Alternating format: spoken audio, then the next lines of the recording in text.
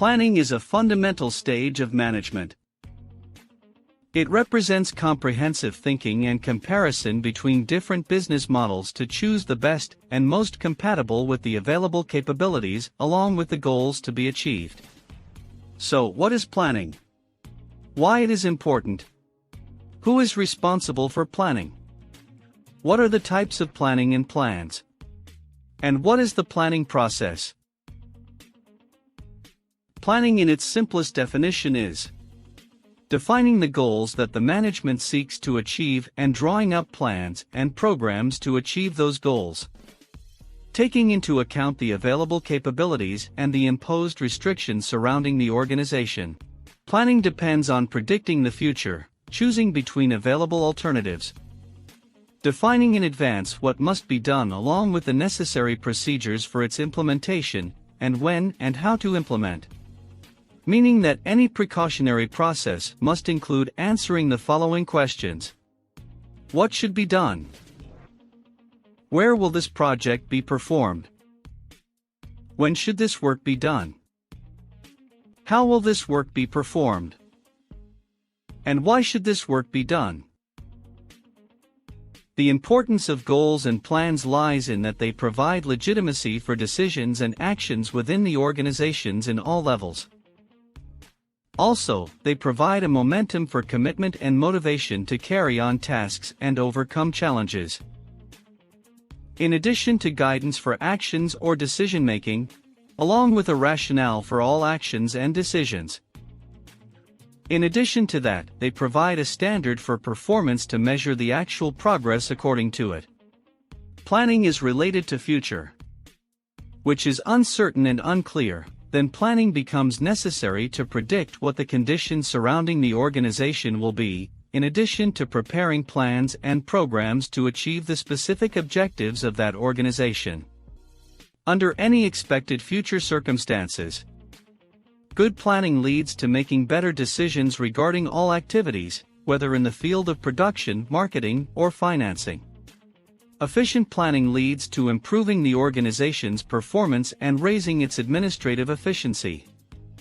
It also leads to coordinating efforts within the organization to enable it to achieve the objectives set for it more efficiently. In addition to that, it leads to the optimal use of both material and human resources, which reduces costs and losses. Good planning is the basis for the control process. Therefore, there is an integration between the functions of planning and controlling. Finally, it creates initiative managers, not reactive managers. Planning is the responsibility of every manager in any organization and at all levels. It is the responsibility of the head of the department, the director, and the general manager of the organization, thus the responsibility for planning increases at the higher levels. Usually, in large organizations, there is a planning department that assists all administrative levels to prepare plans and programs. The planning department sets the master plan, and if the senior management approves it, then it becomes in the form of instructions. Plans has three main types, which are strategic plans, tactical plans, and operational plans. However, each one of these three types are entitled to a certain managerial level. Therefore, senior management is entrusted with strategic planning while middle management is responsible for tactical planning and the executive management's responsibility is operational planning.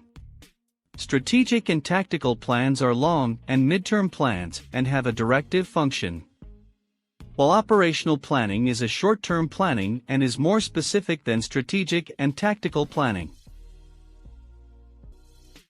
In the context of the usage of plans, there are fixed plans such as policies, procedures and standards, and one-time use plans such as projects and programs. However, one-time use plans can be drafted as best practices if they were good enough to achieve their goals efficiently. Organizations also develop contingency plans, which are the plans that determine the organization's reaction to emergency situations or undesired performance. The planning department or team identifies the factors that are outside the control of the organization, such as the occurrence of economic recession or a natural disaster, and develop a plan that helps to reduce the impact of these factors. Sometimes contingency plans are called the worst-case scenario.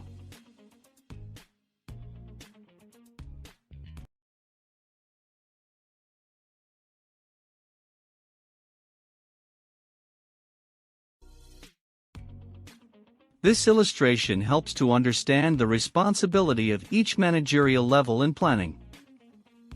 The senior management is obligated to draw strategic plans and policies. However, the middle management helps the senior management in strategic planning. It is responsible for tactical planning, which provide guidance for the executive management which making operational plans. Planning has various sections according to the field or specialization of the department carrying out the planning task, which are goals. They are the final points towards which the activity of the organization is directed to achieving the goals set for it, meaning that they are future goals that the entity seeks to achieve. Strategies. The basic idea of the strategy is multiple activities dealing with defining policymaking, setting plans, leadership, and management. In addition to organizing the use of the available resources within a framework that takes into consideration the priorities and best alternatives to achieve specific goals effectively. Policies. It is a set of general rules that guide the decision-making process. It is also known as a set of alternatives and methods of work that all officials are committed to in exercising their competence to achieve the objectives of the project, such as production policies, marketing, financing, and personnel. Procedures. It is a set of instructions for the implementation and performance of a certain type of work, and it is always linked to the procedures. The idea of simplifying procedures as an entry point for the administrative reform process by studying the procedures for any of the products or services. This means studying the procedures, reorganizing them, modifying the sequencing process, and reducing time and steps, which leads to raising the efficiency of performance. Procedures are considered part of the plans because they aim to choose a specific method among several alternatives. Rules. Rules require taking a specific action in a specific situation. They are close to procedures as they guide the decision-making process. However, they don't include sequential steps for implementing a specific action. Programs. Defining the method to implement the plan according to specific timelines. Budgets. It is the implementation of the plan in financial form during a specific period. Budgets are considered a planning process in addition to being a tool for control. The planning budget of the state or companies is prepared for a fiscal year. The planning process goes through different phases. However, it starts with defining the goal through predicting the future and determining the current situation of the organization. This will lead to defining the objectives while considering the capabilities and the challenges the organization may face while planning or implementation. Hence, determining the available alternatives and comparing between them to select the optimum one to implement it. However, to ensure the efficient execution of the predetermined alternative, it is important to follow up the plan's execution through continuous monitoring and feedback.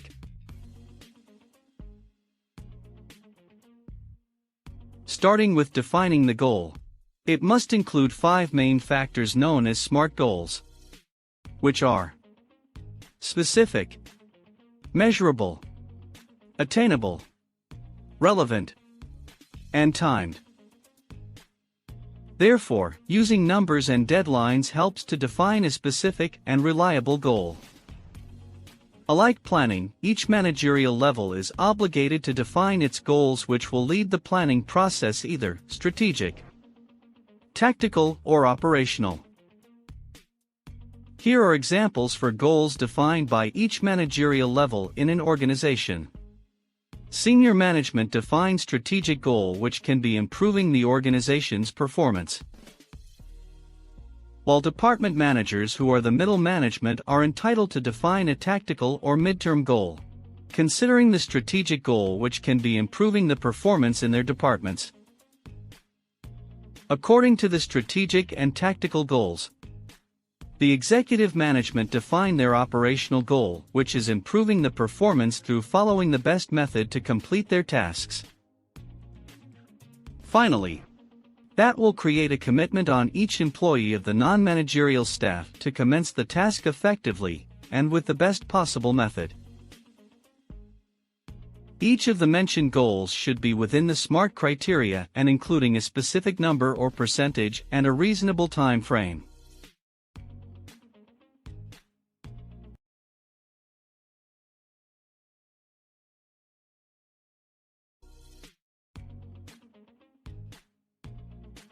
The second step following goals and objectives determination is predicting the future.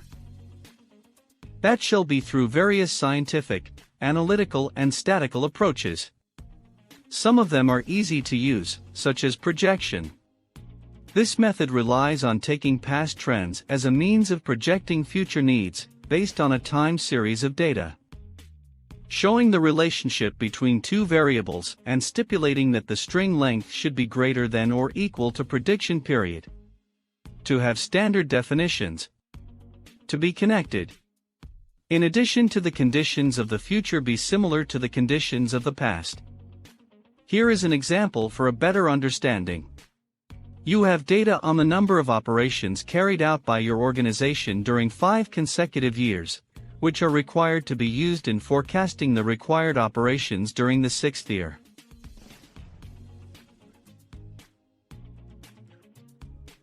The table is transferred to a graph and Z and N feed points are connected as shown.